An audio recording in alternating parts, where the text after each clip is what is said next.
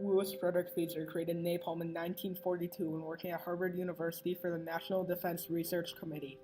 Napalm is a gelic incendiary that sticks to the skin and burns at 1,200 degrees Celsius. It was used in World War II and the Cold War.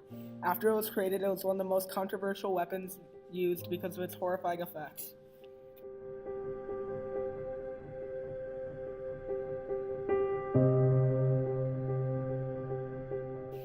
Even though napalm was created on Valentine's Day 1942, it has a long history in warfare. Napalm was used 2,000 years ago under the pseudonym Greek fire. Louis Frederick Fieser, the creator of napalm, took great inspiration from the Roman weapon and practically recreated the device. But this time, it would be mass-produced, kill an estimated 100,000 people, burn 15 square miles. But the horror doesn't stop there.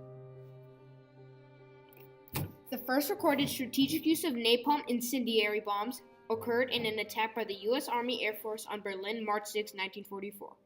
Further use of napalm by American forces occurred in the Pacific Theater of Operations, where in 1944 and 1945, napalm was used as a tactical weapon against Japanese bunkers, pillboxes, tunnels, and other fortifications, especially on Saipan, Iwo Jima, the Philippines, and Okinawa, where deeply dug in Japanese troops refused to surrender.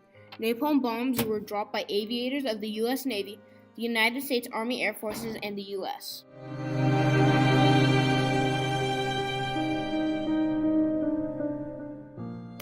Napalm and Agent Orange was used by U.S. troops in Vietnam.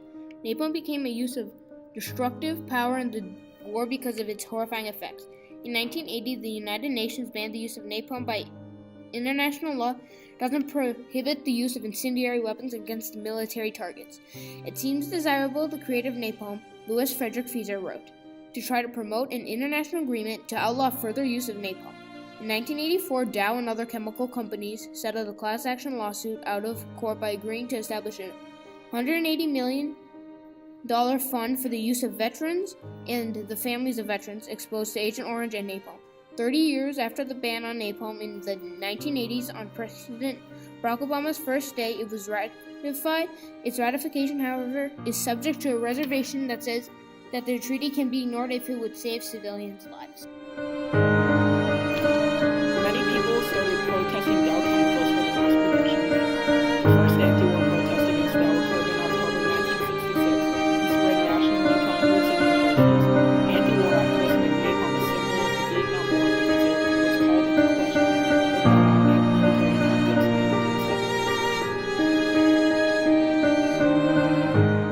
And disillusionment was beginning to reach greater sections of tax-paying public. More casualties were reported in Vietnam every day, even as U.S. commanders demanded more troops. Under the draft system, as many as 40,000 young men were called into service each month, adding fuel to the fire of the anti-war movement. When we were developing napalm, we never thought of any anti-personnel use. We were thinking in terms of wooden structures or factories, said Louis Frederick Fieser, the creator of napalm. In conclusion, napalm was a misused weapon that killed 100,000 people, burned 15 square miles. 40,000 people died of napalm in 4 years during World War II. 17,000 of those people were civilians. That means 192 people died every single week for 200 weeks straight because of napalm. The movement against U.S. involvement in the Vietnam War began with peace activists and leftist intellectuals on college campuses in 1965. By November 1967, American troop strength in Vietnam was approaching 500,000, and U.S. casualties had reached 15,058 killed and 109,527 wounded.